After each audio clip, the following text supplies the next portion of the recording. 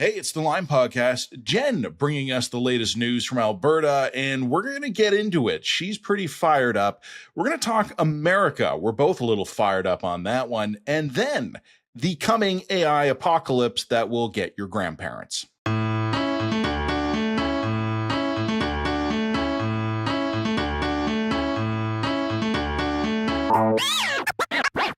This episode of the Lime Podcast has been brought to you by Unsmoke Canada, which is dedicated to helping Canadians who are looking to quit smoking understand the full range of options available. Despite decades of government programs and increasing regulations, today, nearly 4 million Canadians still smoke cigarettes. Adult smokers who choose to continue to smoke should be aware that other options exist.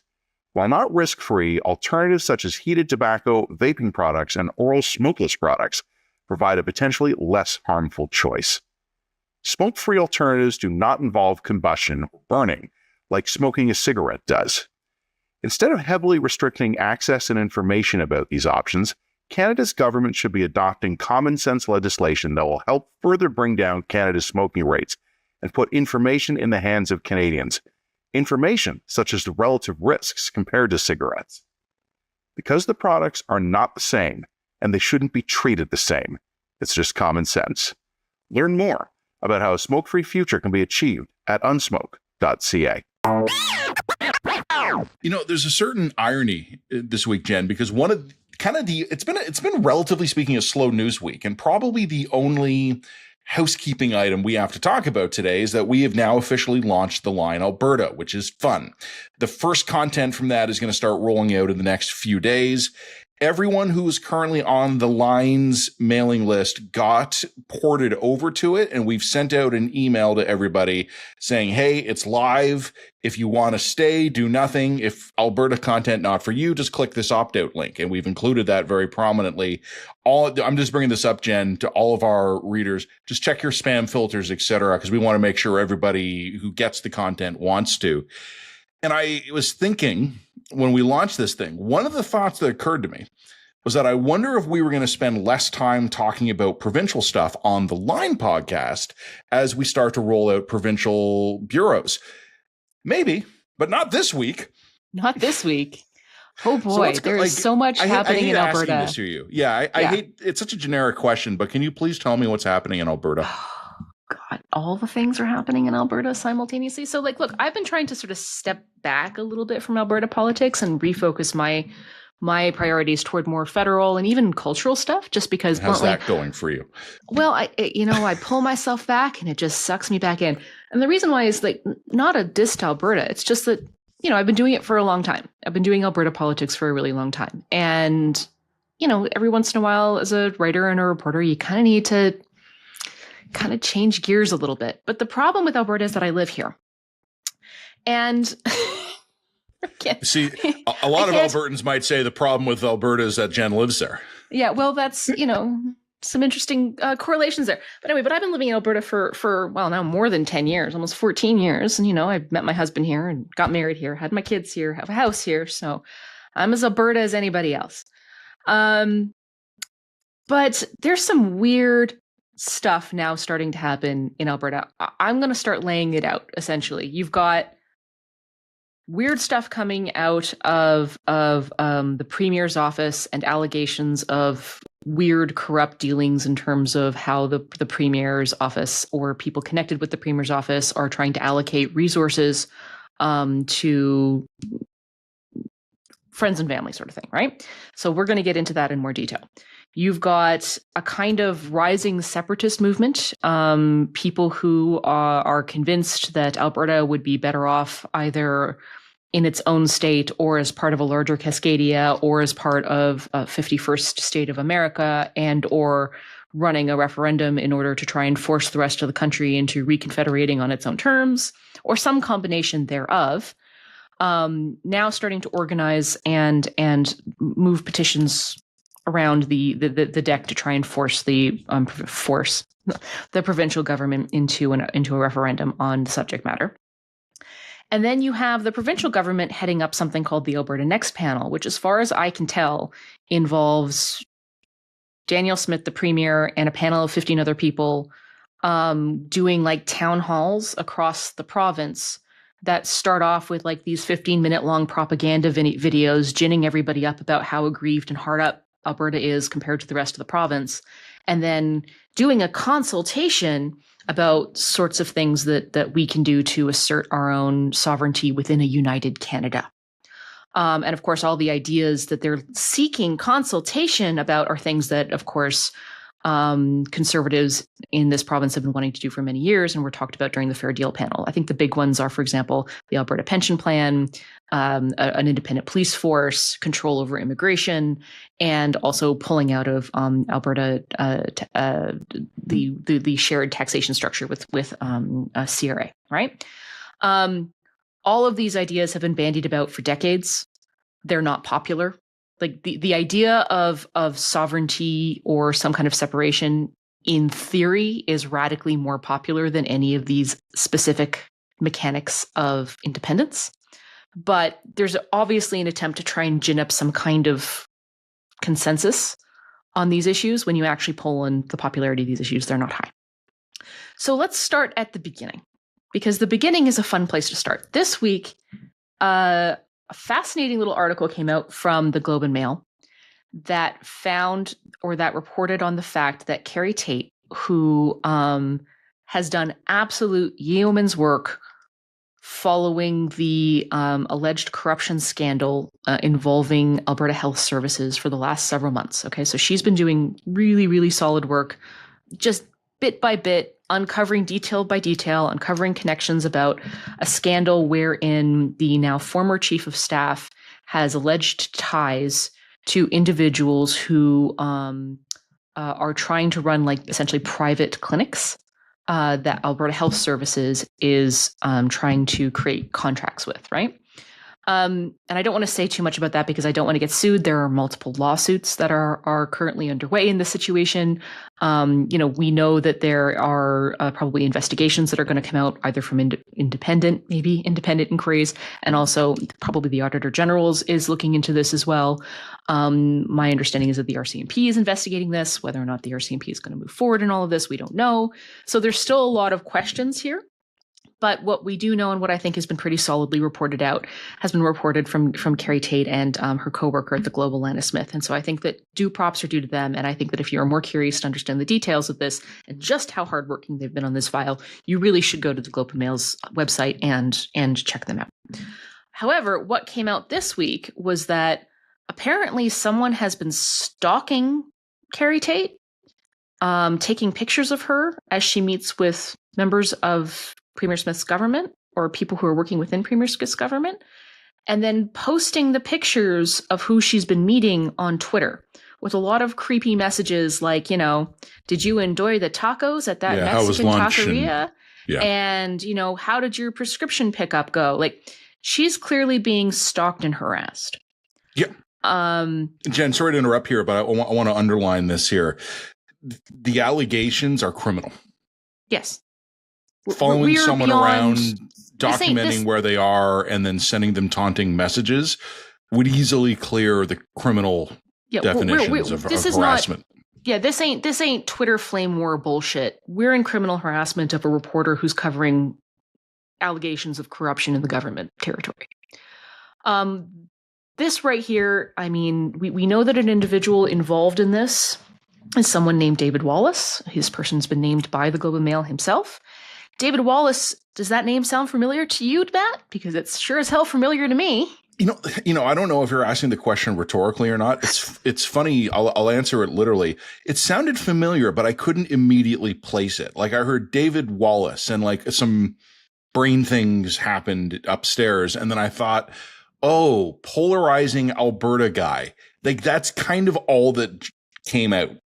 Yeah, so you might remember this guy because he was the feature of a 4-part Canada Land podcast called Rat Fucker, in which he was the self-described rat fucker. He's a Dirty Tricks political operative. As soon as you said that, it clicked. I was like, oh, it's that guy. Yeah. Okay. He's a Dirty Tricks political operative who is, by his own admission, a hired gun who goes around and investigates them and finds dirt on them and reports back to his whatever masters. So, like, accordingly, so David Wallace was quoted in the Globe. We don't know whether or not he's been hired by someone to stalk Carrie Tate, or how he's involved, or what financial arrangements have been made here. But there's only one person who benefits from stalking Carrie Tate, taking pictures of the people she's meeting, and then posting those pictures on the internet in order to intimidate people away from meeting her. Matt? Like, and I'm sorry, the idea that David Wallace is just doing this spontaneously, maybe. So I don't think anybody who's not dumb believes that. So we're now in a place where we're Banana Republic shit. Yeah. And not only Banana Republic shit, but like dumb, clumsy Banana Republic shit. Like Banana Republics are usually more subtle than this. To be blunt. Let me make a couple of comments here. First of all, Wallace has denied being involved. I think I've been like, I haven't followed as closely as you have, but I think he said, I'm not the guy following her around. I haven't taken any pictures. I think he's described it as information was given to him. And he's repeating the information. Yeah. I think there's more than one party involved in this particular operation. Let's just say. The thing that jumps out at me, though, it's echoing what you said. So first of all, I just wanted to mention that just to save us some legal problems later. Wallace has said he's not involved, and he says he's getting his information from a third party. One of the things that what's the third party, and where is the third party getting the information from, and why are you promoting it? This is what jumped out at me. Why is the rat fucker promoting the information that he's received from an unnamed third party? The problem is, Jen, and I think you've nailed this in one of your comments, and I want to underline it. I don't know if the people who are doing this realize that this has crossed over from Twitter flames. Mm-hmm. This is not giving someone a roasting on 4chan or Reddit. I haven't talked to Carrie about this. So I would say we invited Carrie to come on to the Line Alberta's podcast. That request's been declined. I understand why that request would be declined. It's perfectly reasonable. Well, one of the reasons that request was, hypothetically, because I haven't spoken to her, but it is likely that the Globe and Mail has alerted law enforcement about this. And something I was thinking about, like people, especially online, they get very fired up. They get very ginned up. Mm-hmm. I wonder how many of the people who may be involved in this are passionately committed ideologically to the cause, however they identify it, enough that they would refuse a plea bargain if offered. Good question. And I think when you said a minute ago, Jen, this is Banana Republic stuff, it kind of is. But what I'm curious about now, this is going to be an immune system test for Alberta and law enforcement in Alberta. Do the police take this as seriously as it should be taken? Do public officials take it as seriously as it should be taken? Do Crown prosecutors take it as seriously as should be taken? Because first of all, Carrie, God bless her, is an individual, of course, who's being apparently followed in her personal life and being documented and then being sent taunting messages. Again, that is criminal harassment. But the Alberta as a society has to now respond to this appropriately, because not only is this an individual who has a reasonable expectation of protection of the law, there are the bigger issues here about the freedom of the press, of the ability to have political discourse and disagreements here. This is a test of whether or not Alberta can defend itself against this kind of stuff. And so assuming it does, it responds well, this then becomes the question I would put to every person who is involved in this. Who is the weakest link in your group chat who will take the plea bargain first? The other thing that I would just point out, two more notes, is that one, this is an escalation on previous behavior. There have been, over the last several months, anonymous individuals leaking nasty little comments about members of the Premier's staff and members of this government within the Alberta government on Twitter. This is an escalation on that tactic. So whomever, I think, let's just say like this isn't coming out of nowhere where it's like, oh, you blah blah blah. No. There's been some weird how should I say, internecine Twitter warfare coming from within that particular government apparatus for several months now.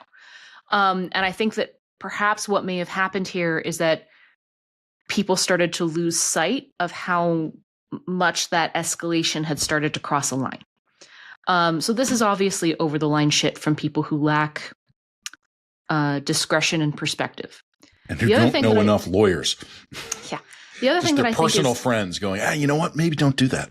Maybe don't do that. Yeah, I don't know. The other thing that I think is interesting is, of course, we don't know who exactly is taking these pictures of Carrie and who's leaking them online or anything else. But eventually someone's going to figure out who it is. Well, and that's when the plea bargain question becomes relevant. And that's where the plea bargain question is going to start to come in. Because the other thing that just baffles me about all this is just how totally stupid and petty it is. Like that's almost the thing that baffles me more than which I mean, I've got sympathy for Carrie for being intimidated in this way or attempting.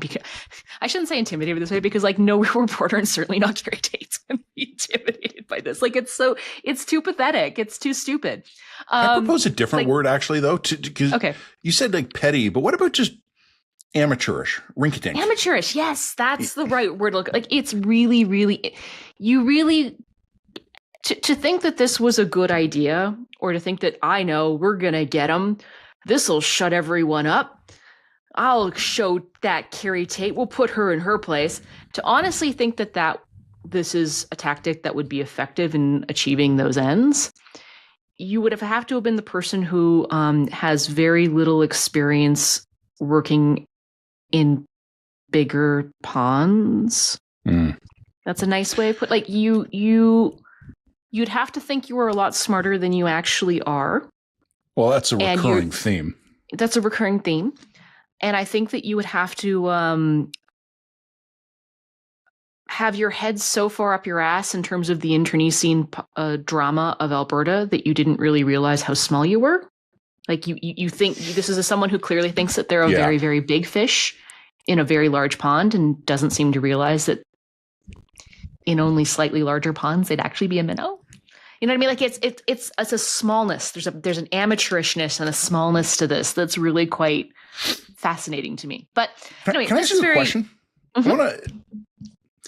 What do you think? I've read the Globe's articles and like so I'm baseline up to date on this, but do you think Carrie is the target, or do you think the goal of the individuals behind this is to stop people from talking to Carrie? I think it's both. Yeah, I think both. I think it's both. I think that Carrie is a target. Carrie has clearly pissed some people off with her reporting. And if you read her reporting, that's understandable. Can you take like 30 seconds, Jen, and recap what the scandal is? Like, what has she been reporting for the listeners? Okay, so what she's been reporting is a series of interactions and allegations that effectively amount to this. Alberta Health Services is in the process of being restructured yet again. Alberta Health Services is the health board that oversees the Provincial Healthcare Authority. And we know that one of Daniel Smith's sort of long time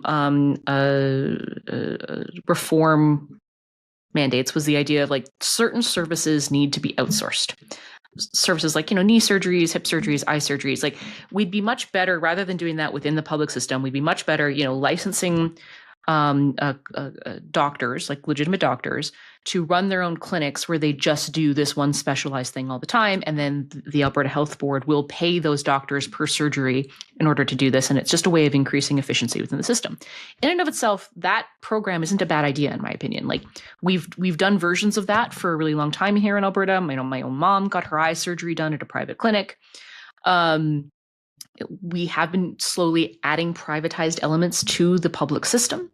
However, my understanding is that Alberta Health Services was ramping this up of late amidst a larger restructuring.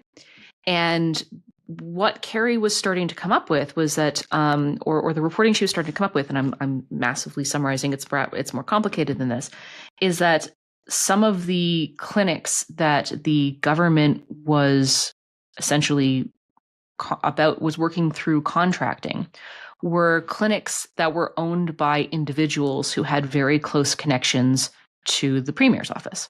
So you may recall, for example, that Alberta spent way too much money on Turkish Tylenol, the Turkish Tylenol scandal. During the children's medicine shortage. During the children's medicine shortage. And again, this is one of those things where it's like, I don't begrudge the provincial government for trying to secure an alternative source of Tylenol when there's a shortage. What a dystopian sentence that is. Oh, yes, during the children's medicine shortage. Yeah, the children's Tylenol shortage. Exactly. Like, I don't necessarily mind that.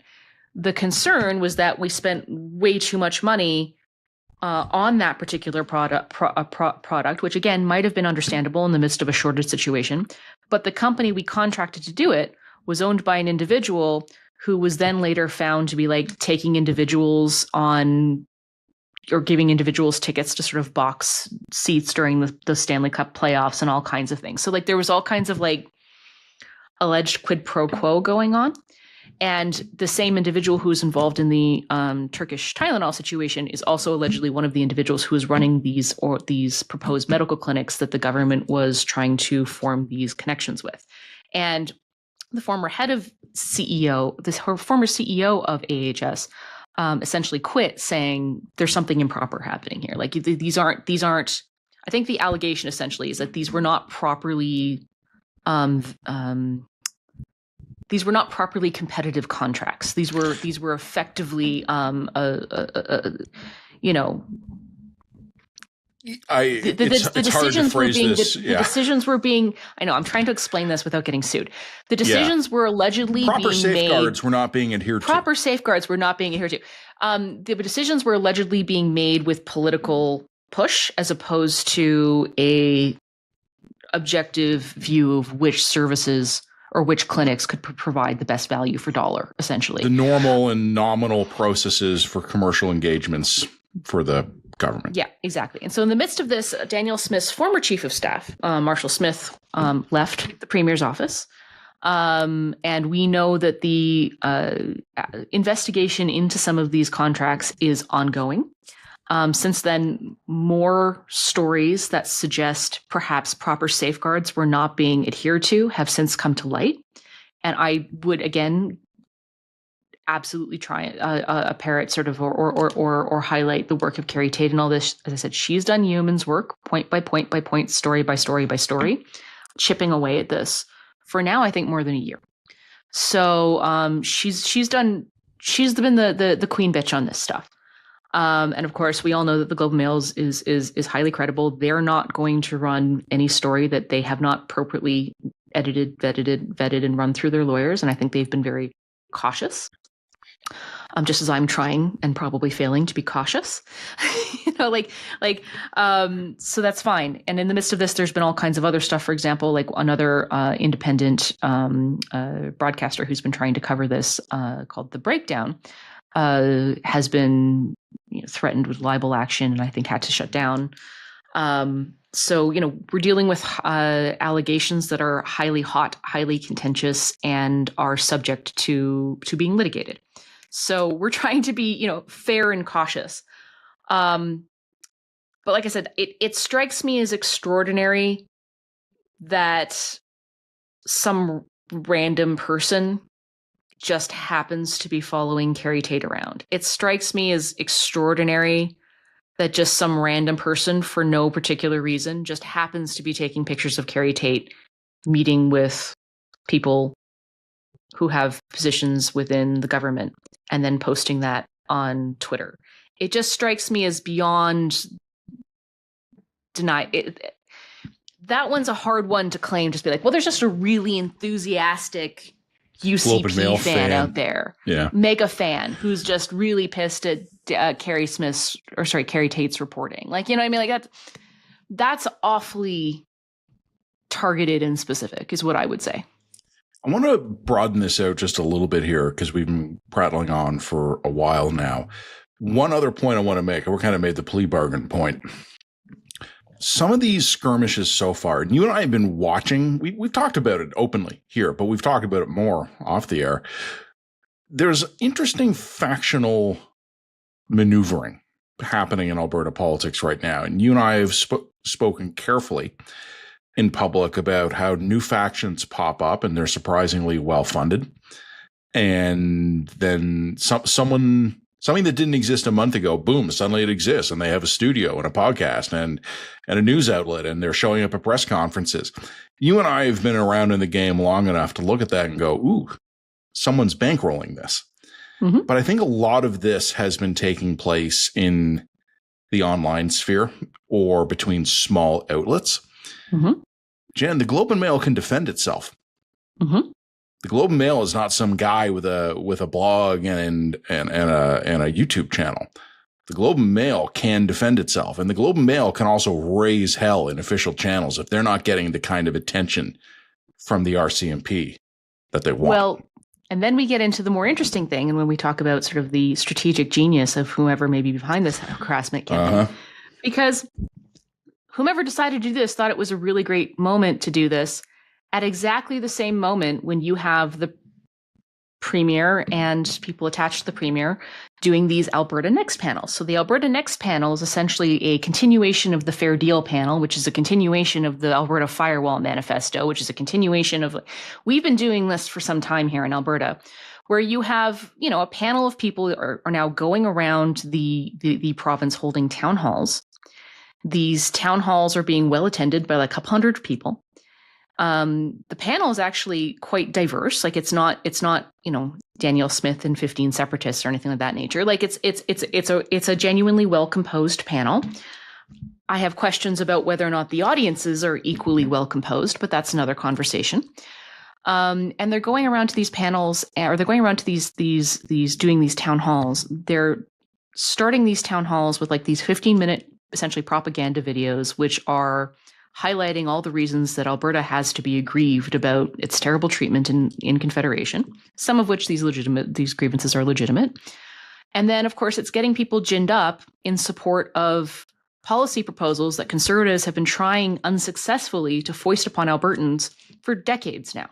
So the Alberta Pension Program, independent police program, or independent police. Alberta wants to run its own, certain people in Alberta want to run our own immigration. We want to separate our tax collection from CRA, these kinds of things. Matt, is it the smartest thing to be shitting all over the RCMP at a moment when maybe there are investigations underfoot, but corruption and harassment in your government? I don't know. It just seems normally like I would caution against it. Normally not that I would accuse the RCMP of being impartial in any way, but like it just sort of seems like maybe that was a choice. And it's an interesting choice because this week also what happened is that you had the RCMP issue a letter to Premier Smith, and I believe that letter was then subsequently leaked. By whom, I don't know. Basically saying all the shit that you're shit talking about us in your Alberta Next panel is nonsense. It's just not true. Like you're making claims about how the RCMP operates in Alberta that are factually incorrect. It should be interesting to note that there's not actually a lot of support for an independent Alberta police force. There's not actually a whole lot of support for an Alberta pension program. There's not actually a lot of support for doing a lot of the stuff that the Alberta Next panel is trying to push on us. But you go to these panels, and of course, it's like the crowd is 2/3 in favor of these sovereigntist gestures. And then you get so a couple people in the back who coming up to the microphone in these Alberta Next panels and saying, "You effing idiots. Like, I don't want this current government running my pension program. Like, I don't trust these people to do that." Or you got people saying, like, "I don't trust the current government to operate its own police force," which strikes me as not unreasonable given the behavior of some of the things we're seeing and alleging at the moment. So I get myself in trouble sometimes, Jen, because I do real talk moments with Albertans, and I always go to my way to tell Albertans I love them. They love that. They love that when you do real talk to them, Matt. They're big fans. The word from Toronto. The word from Toronto. So let me do the usual intro here. Alberta, I love you. Albertans, I love you. You are like right up there in my top 5 provinces. Love you guys. as an observer, a reasonably informed and affectionate observer. And Jen, I've made fun of you for this before on the air and off the air. And I say this with affection and love. You guys are delusional. And I 100% agree. And this is me. I don't know. Maybe it's a bad time for me to be saying this right as we're launching the line Alberta. Like, you know, BizDev 101, immediately alienate audience. Well, that's not 80% of Alberta is not on board with this stuff. Okay. And 90% of Alberta is not on board with some of it too. And also, even at the Alberta Next panels, which I think are stacked, frankly, in terms of the audience participation, even at these Alberta panels, you still have common sense Albertans willing to get up on the stage, willing to get up in front of a microphone and say this is bullshit in a crowd that's unfriendly. And like, those Albertans are my Albertans, because those people are common sense, not swayed by nonsense. They've got pretty clear eyes on what's going on around them. And so don't sort of frame Albertans by the most delusional nonsense coming out of, frankly, a minority movement. And the thing that I would just want to say in terms of the minority movement as well is the other third point that I wanted to make about news in Alberta is, of course, the Desmog blog apparently attended an event where some of the overt Alberta separatists, this is separate from the Alberta Next panel, by the way, where an overt Alberta separatist went publicly and said, we've now met with the Trump administration and somebody high up is willing to loan us $500 million as part of some kind of Alberta independence scheme. This is something that I was warning about months ago. Yeah. And I said, keep an eye on money. And now we're starting to keep an eye on claims of money. I don't know if that money is actually going to show up or not there. But, you know, this week also we have Preston Manning, who's I think very much an elder figure within of the Alberta political scene, putting out op-eds on the National Post that's effectively just asking questions. Like, I know we don't seriously want to consider separation, but if we did run a referendum, you know, we could basically force the rest of Canada to reconfederate on our terms. That shit's delusional. Fact check requested. The problem that I have with this stuff is that most of my Albertans are pretty grounded, sensible people. And the problem and the concern that I have is that most of those grounded, sensible Albertans are running up against a terrible information asymmetry. And by that, I mean people who are coming into the Alberta sovereigntist, I'll be loose, sovereigntist claim, so I would include separatists and sovereigntists in this group, can claim whatever bullshit they want. They can come in and say, if you run a referendum and you're successful in this referendum, you can force Alberta or the rest of the country to reconfederate in a way that will get rid of equalization. Citation, please. If you run a successful referendum, Donald Trump will recognize us as the 51st state and will bring in the Marines. Citation, please. If you run a referendum, the Americans will give us $500 million and they'll recognize all of your money 1-to-1 with a US dollar. Citation, please. If you run a referendum and we succeed, you and every Albertan in here will be 72% richer. Citation, please. If you run a referendum and we get rid of the federal government, you will have to pay half as much in taxes because we won't be paying any more taxes to the federal government. Because of course we won't have to replicate any services at the provincial level. Citation, please. And it goes on and on and on and on and on. These guys can claim whatever they want. They can live in a fantasy land where they can be like, if you successfully vote for an Alberta referendum, you know, we'll double the size of your house. We'll replace your windows, and you'll all get a pony. And nobody can. Chicken in every pot and a car in every garage. Chicken in every pot, car in everything. Yeah. And when people Trevor Toome came out with an article today, this week, very sensible article, was like, no, you will be poorer if you do this.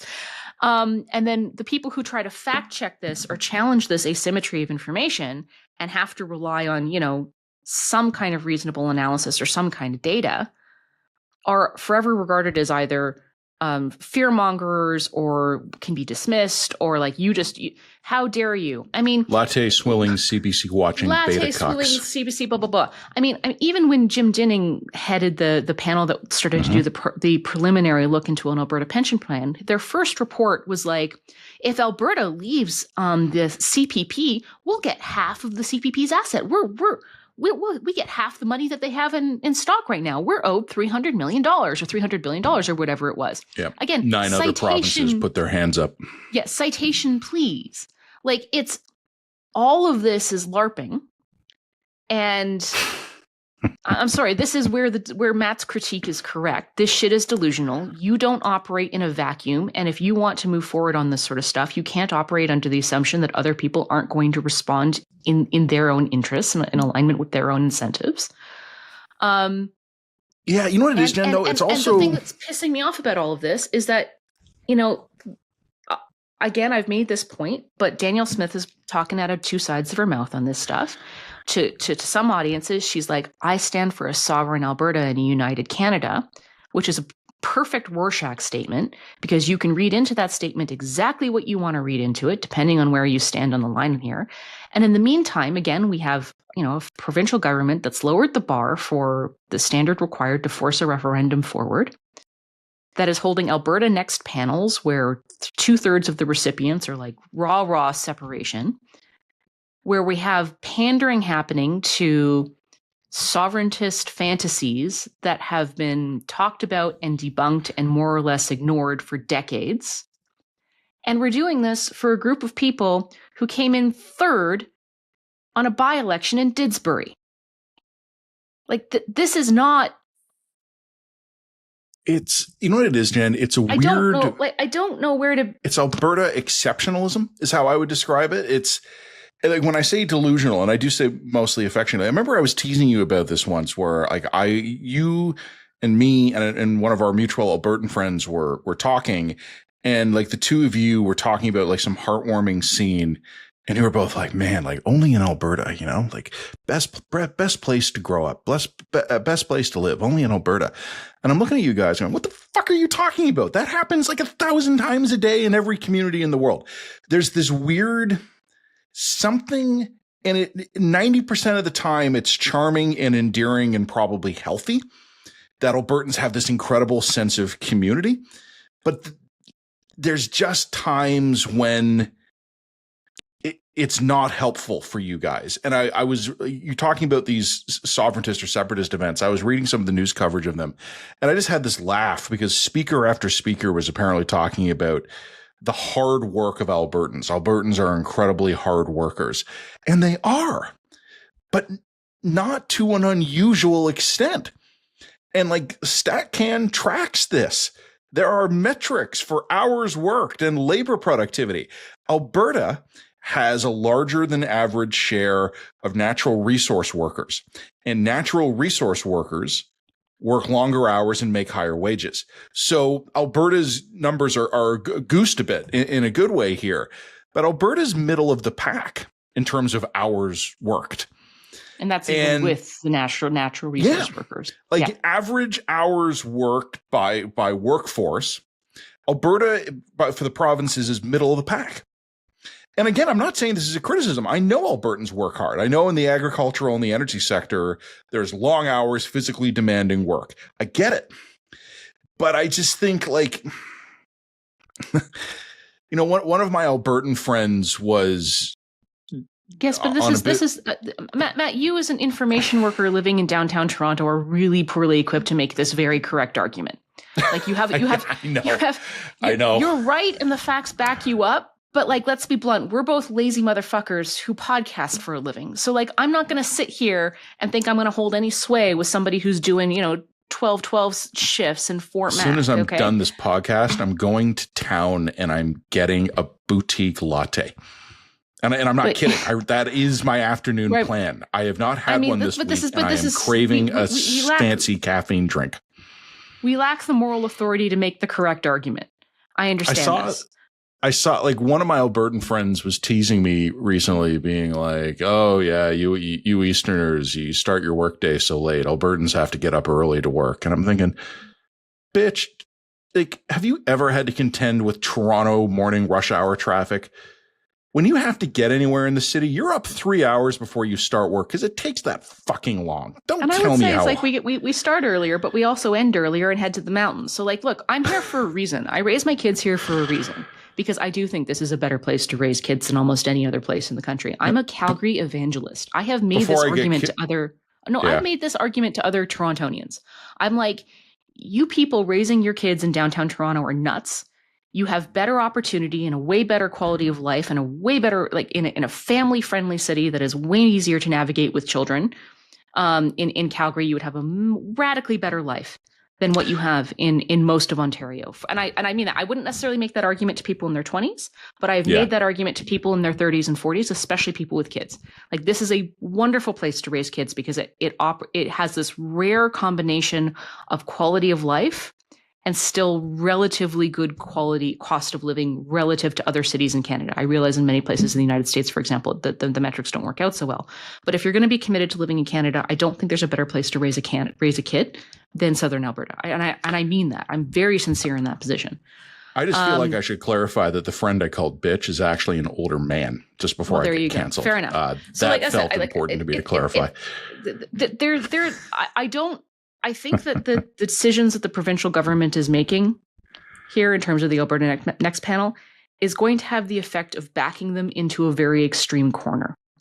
And a corner that is going to, push them into making policy proposals that aren't actually very popular. Now, because the Alberta NDP is apparently so functionally useless, that might not matter. So, like, whatever. But I said a minute ago, Jen, that this whole thing's a test, right? This is an immune system test for Alberta, and it's an immune system test. You'll pass, but I'm not betting the farm on it. Well, and here's the thing I would just ask about all of you. Given everything that I have been talking about in this podcast, is this really a provincial government that you want running a provincial police force without federal oversight? Given everything we've been talking about in the way that in this government, is this really a provincial government that you want managing your pension program? So somebody who is this a provincial government that you want to manage your pension funds free from political interference in the best interest of returns and returns alone? Is this a political government? Is this a government that you want collecting taxes for and paying more money to do it?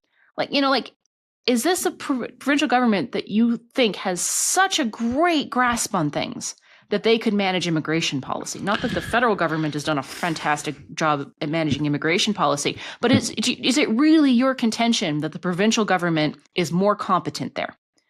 I mean, given what we've been talking about, I think that is a real hard question. And I trust, if there's one thing I do trust about Albertans and where I think we are exceptional, is I think that we're clear-eyed and pretty level-headed on the whole. Like, there are some people out there in the 20%, but I think 80% of Albertans are pretty grounded.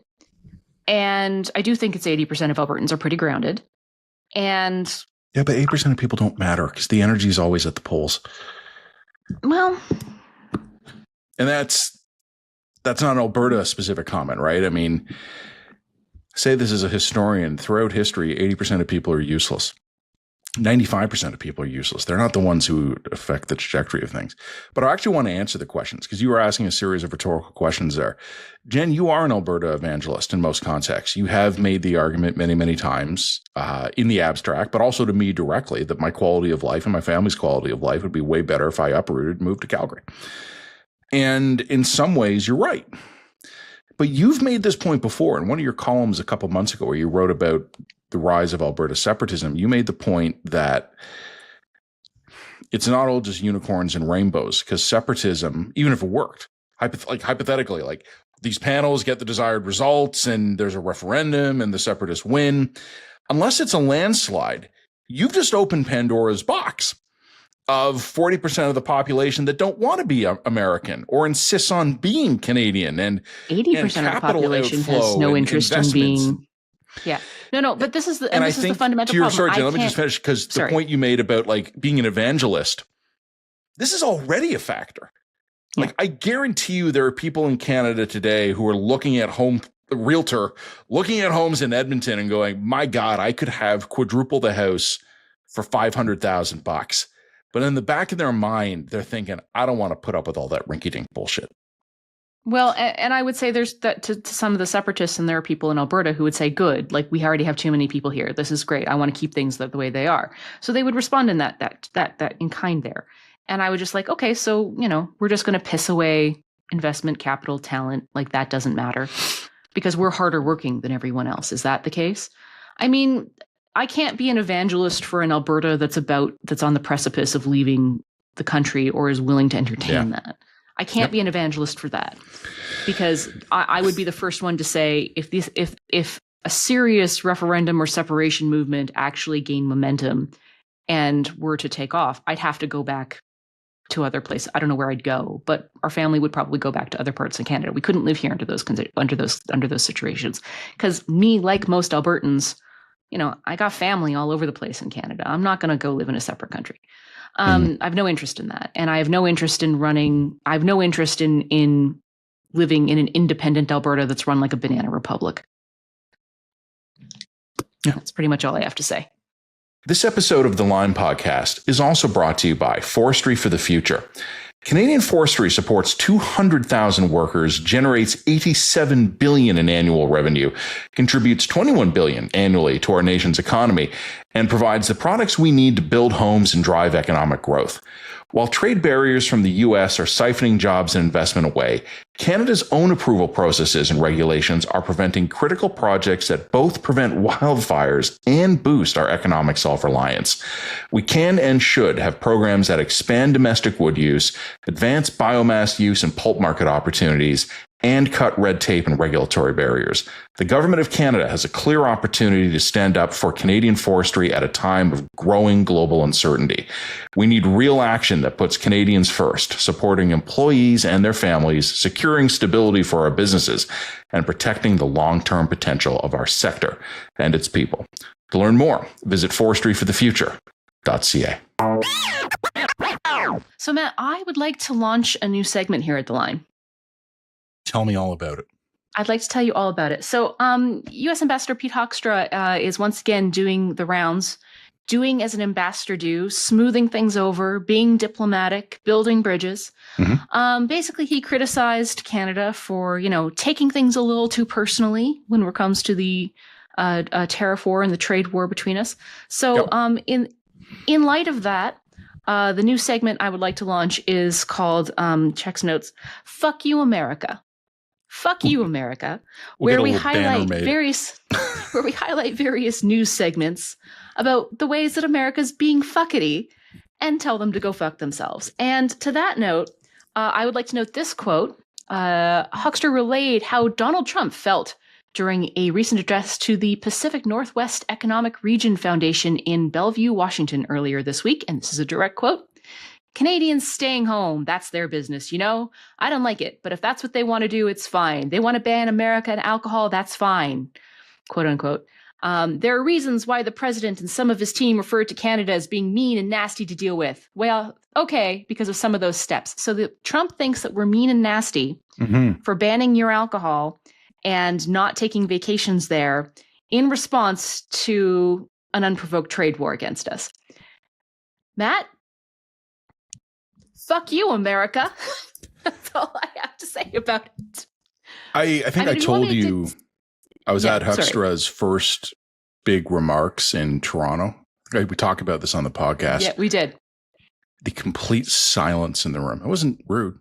I was honestly wondering if he'd get booed or heckled, right? Because we had the American anthem getting booed at hockey games and things.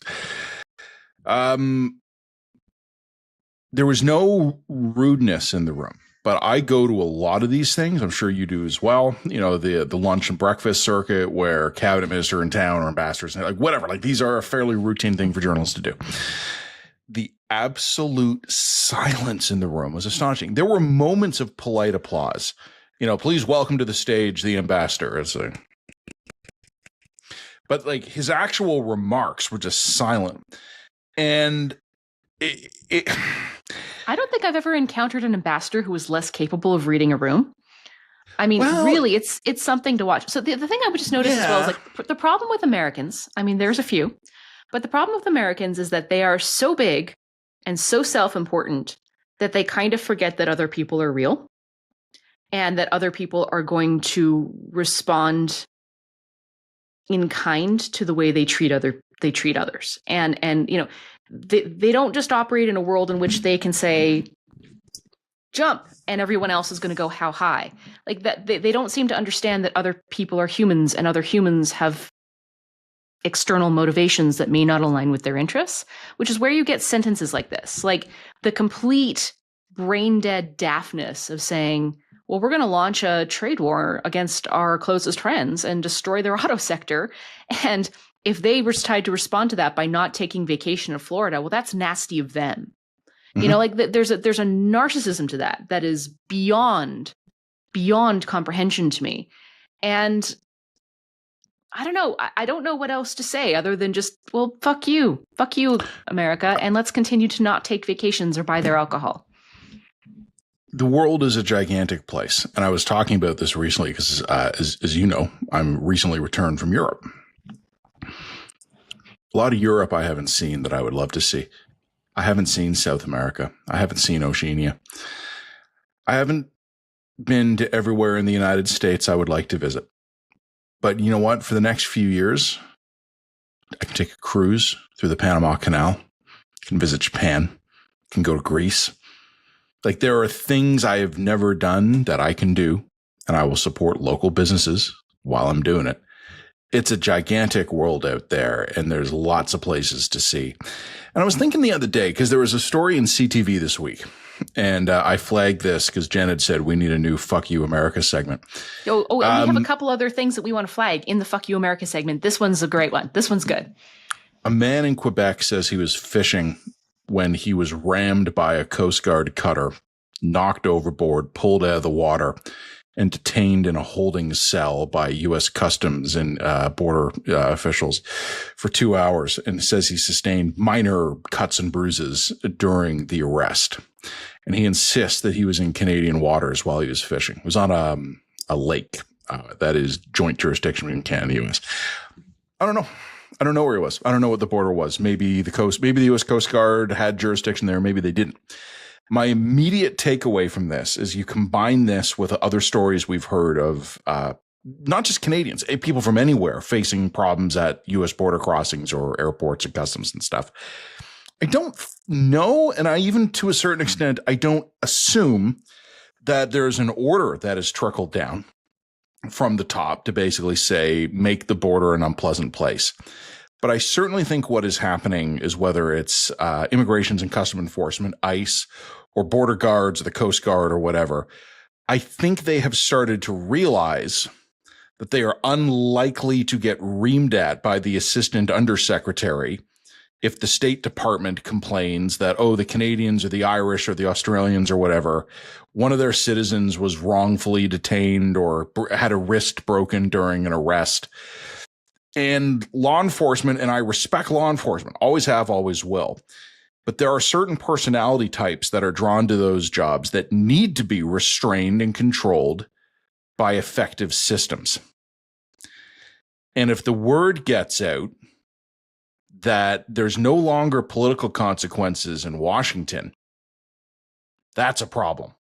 Okay. So there's something I think needs to be flagged about this particular story because it's particularly egregious. Not only did the fisherman in this case claim that he was in Canadian waters, using a friend's boat in Canadian waters in a spot that he had been for many, many, many years without any actual problems.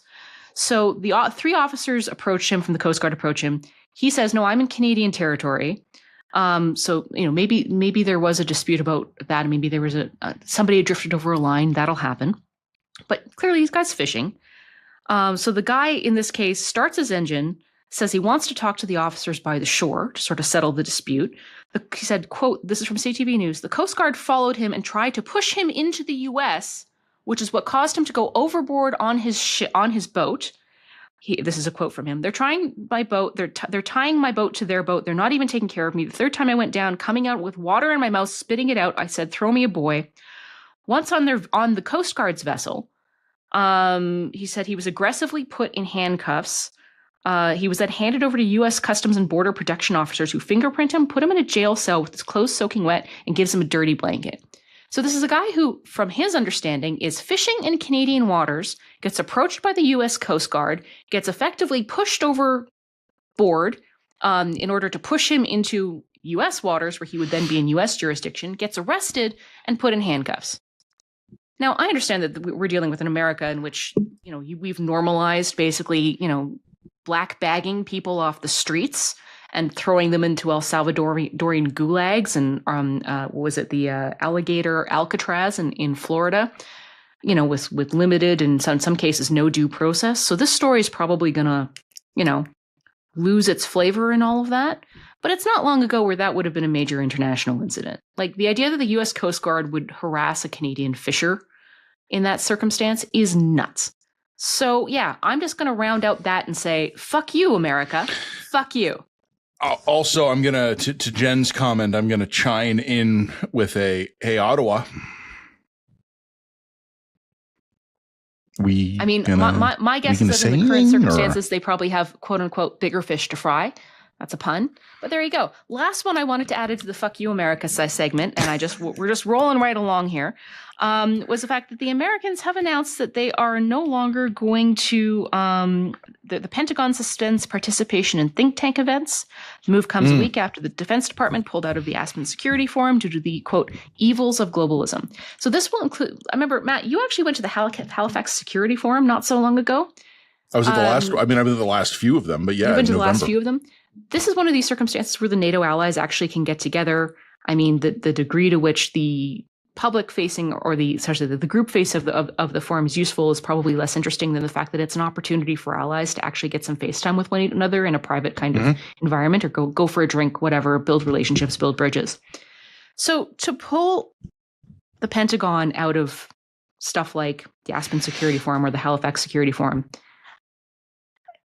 I just don't see what the purpose of that is beyond damaging relationships with your allies, with your friends and allies. Like and damaging relationships and limiting the ability of your friends and allies to build those kinds of positive, productive connections and friendships. So I think that sort of rounds out my segment here. That rounds out my quick and dirty Fuck You America segment. This episode of the Line Podcast is also brought to you by Airbnb. It's no secret that Canada is in a housing crisis. Some think that short-term rentals such as Airbnbs are the problem, but the closer you look, the clearer it gets. Attempts to lower rents by regulating short-term rentals have failed in cities like New York City, which is experiencing record high rents a year after doing so. Canada doesn't need more regulation, it needs more supply. And Airbnbs that could be converted into long-term homes account for only 0.6% of Canada's housing stock. Learn more at airbnb.ca/closer look. So, public service announcement, for lack of any other term here, and a little bit of a warning about the AI apocalypse. You and I, Jen, we're in our 40s, and we have not been scammed that we know of. But recently, one of our loved ones was the target of a scam. It was just worth mentioning here. Then we're going to talk a little bit about why we're both worried about what the next phase of this might be. But Jen, why don't you just tell us what happened? Yeah, so essentially, I just got a call from someone I know who said, "Oh, did you just text me? I just got a text from someone who said that I just dropped I just dropped my phone in the bathtub and had to change phone numbers, and they said that this was your new phone number." I'm like, yeah, that's a grandparent scam. That's a pretty common thing that's making the rounds nowadays, whereas an individual will sort of randomly call or text an individual claiming to be that person's kid, grandparent, niece, uncle, whatever. "This is my new phone number. My old phone number got killed. Oh, by the way, I'm really hard up for groceries. Can you send me some gift cards on blah, blah, blah, blah, blah." It's a shockingly successful scam. It really does work because it plays to the heartstrings. In this case, the loved one in my case did spot it. Apparently the scam artist was, grammatically inept, which was unlike me, as you might imagine. However, just something to flag for some people. If your parents or if your grandparents or if you, see something from a text number you don't recognize or a phone call you don't recognize that says, "Hi, whatever, I'm your kid," and something about it doesn't feel right, it probably ain't right. And I think that what concerned me especially about this particular case is, of course, as someone who podcasts for a living, AI now has a really, really large data bank of my voice. And I can tell you, even in Riverside, the program that we use to record this podcast, I can use AI to reconstruct my own voice to say things I actually haven't said. Mm-hmm. This is now built into these platforms. And what kind of scares me is the possibility that someone could take a couple of these podcasts, splice together my voice, and call someone I know using my voice asking for money. So this is where the technology is. The technology has met this bar. If you're even doing like YouTube shorts, for example, one thing that I very frequently see is like supposedly Joe Rogan talking over a clip that they're trying to raise the profile of. And it's clearly an AI version of Joe Rogan's voice talking.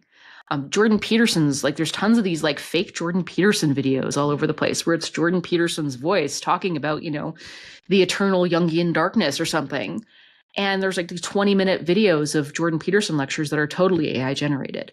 So just something to be aware of going forward. We just want to do a little public service announcement because, we know that there are a lot of friends and family out there. We just had a friends and family who kind of got on the bad end. My loved one in this case didn't spend any money.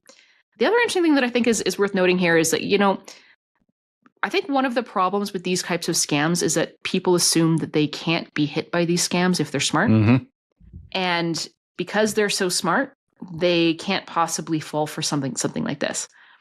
But most people who fall for scams are really quite smart. I think there is like a sweet spot on the IQ spectrum of where people are maximally vulnerable. Yeah. And I confess this. A couple of years ago, I got an email from not a friend, but like a professional associate. And it basically said, "Hey, Matt, look, I'm really embarrassed to have to ask you for this, but your last transfer didn't go through. And my accounting guys missed it, and I'm just going to need you to send it again." And I thought about it. And ultimately, Jen, it was complete fraud. Someone had hacked this guy's mailing list and was blasting using his email. It was his email. But the message was written so perfectly generically that it was plausible. And I had never transferred this guy $1. Right. We didn't have that kind of relationship, but I actually had to stop and think, do I owe this guy money? Did he pick up the tab at beers one night, or did he ever do something for me professionally? And I ultimately just called him. I'm like, "Hey man, there's an email going out from your email address asking for money." And he went, "Fuck." He goes, "I've got like a dozen of these calls today." He goes, "It's not me. Someone hacked me." I'm a pretty intelligent guy. And I sat in my basement for about 5 minutes going, do I owe this dude money? Yeah. The other thing that I ran into is, again, this is something that I've been really fascinated by cults for recent years for reasons that have to do with my book research, right? So I've been watching cults. And one of the things that I find fascinating about cults is that there's a widespread assumption that I couldn't possibly fall for a cult or a conspiracy theory because I'm a smart person. And that just tragically misunderstands how these sorts of scams and programs work. Cults target smart people, not dumb ones. Mm-hmm. Because smart people are actually valuable to the cult, dumb ones aren't. So, there's a reason why sort of engineers, for example, really get caught up in extremist cults because they're targeted for it. These guys know how to operate on intelligent people. And I think part of the reason why intelligent people are very vulnerable to scams, cults, and these kinds of frauds is because they assume they're too intelligent to be caught. Is there also pride? And I ask you as someone who's been writing about this, does ego get involved? Because, I have a loved one too, who a very similar scam to the one that was sent at me, where someone in my family got an email purportedly from a loved one saying, "I'm really embarrassed, but I've had a really rough month at home and I can't make ends meet this month. And I don't want to tell the family. Can you send me a few $100?" And my relative did. And of course, that just goes right into some third world countries, illegal server economy, right? That money's just gone. But rather than ask for help, rather than go to the police, rather than do anything, my family member was so embarrassed at having been conned that they didn't want to do anything. And I'm wondering how many people in cults might have doubts, but kind of get stuck in like an emotional sunk cost fallacy. So that's exactly I can't go home. I've burned I my can't bridges. go home. I I've burned left my my wife bridges. for They'd this. never accept me back. They don't like, nobody could understand. And it's a sci-fi isolating cycle is a really interesting one. The other interesting one, I think, is there's a reason why smart people get sucked up in cults, and why disproportionately I think smart people get sucked up in cults. And that's because if you over rely on your brain, you have a tendency to be out of touch with your emotions. And that little warning. Or that isn't quite right. But more than that, you have a tendency to sort of intellectualize at the expense of your emotional needs. So I'm going to spend so much time worrying about what's going on up here that I'm missing the fact that I feel lonely, or I'm not getting in touch with the fact that I feel not appreciated, or I'm not getting in touch with these sorts of very ordinary emotional human needs. And if a really predatory group gets you in the wrong moment, and all of a sudden is filling you up, making you feel like filling that loneliness hole that you are not in touch with, you're not even aware that maybe you have, or they're love bombing you, or they're doing these sorts of things. That's how smart people get sucked in. And part of the reason why I think smart people are really, really vulnerable to this stuff is because they rationalize it post hoc. The smarter you are, the better you are at rationalizing a position that you've actually taken for emotional reasons. That, I think, is the real hook. It's the real trap for a lot of people. So not only that, you're going into around the world assuming that this couldn't happen to you because you're too smart. You're out of touch with maybe some emotional problems that you're struggling with, anxiety, loneliness, depression, these sorts of things. They get you at a moment when you're perhaps vulnerable, weak. You've just broken up with someone. You're new in town. You're isolated as it stands, and you're looking to make more friends or whatever. They fill the emotional gap for you that you aren't even being honest with yourself that you have. Yeah. And then because you're so smart, you can rationalize your way into some pretty irrational belief systems in order to justify your own decision making. And that's how people get stuck. 1,000 years of my WASP male ancestors go, well, that would never happen to us. 100%, right. But that's what it is. And I would say the scam in this case, I mean, it's never an intellectual hook that gets people in. It's the emotional. Mom, I dropped my phone in the bathtub. The scary thing is too, though, like you and I are talking about this, like the worst case scenario for my loved one when they fell for one of this was a few $100, and they could afford it. For your loved one, it didn't work out, but it probably would have been about a gift card or an e-transfer or something like that. There are much scarier outcomes here. You and I have more than enough information. Like our voice recordings are in public. Anyone who goes to the Line's YouTube channel can find hundreds of hours of our voices. Someone could call my kid's school and be like, hey, it's Matt Gurney. There's been a family emergency. Can you send my kids to the office? We got to change when we pick them up. And then have my one of my eldest kid come on the phone and listen to my voice going, hey, honey, hey, look, grandma's sick. You're going to have to come home, get your brother and come out to the front of the school. We're going to get to the point here where I don't know how we're going to get around this. And some of my cybersecurity friends, David Shipley, he's contributed to the Line before. He is already at the point where he is advising families to have code words. Where, it's something like I would call the school and have my daughter put on. I'm like, hey, something's wrong with grandma. We got to get up north right now. Grapefruit. And then she'd go, oh, okay, it's really dad. And unless you provide the code word, the ability to spoof voice and image. And we haven't even begun to touch on the horrifying, the entire first segment, right? We're talking about rat fucking. How long will it be until, I don't mean to pick on Carrie, but Carrie Tate, the Globe and Mail reporter, someone could easily just fake a video of her saying something homophobic and say, guess what I just heard Globe and Mail reporter Carrie Tate say at a bar when she didn't realize she was being recorded. Foreign countries releasing fake news clips to tank the stock market. Like, we're heading into a really dystopian era here, and we're, as always, like AI, it's, hey, cute. Like it made a picture of my basset hound surfing.